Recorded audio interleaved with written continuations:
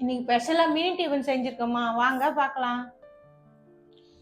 கேசரி வெல்லம் போட்டு, சர்க்கரை போடாமல் வெல்லம் போட்டு செஞ்சுருக்கோம், நாட்டு சர்க்கரை போட்டு செஞ்சுருக்கோம்.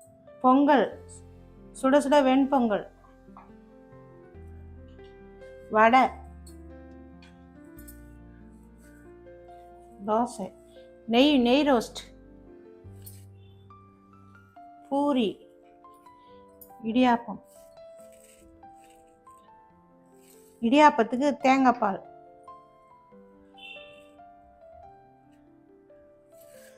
தோசைக்கு சட்னி, கார சட்னி, தேங்காய் சட்னி,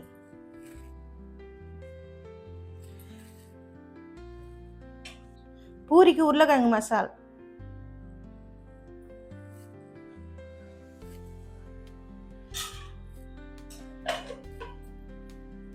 பொங்கலுக்கு சாம்பார்.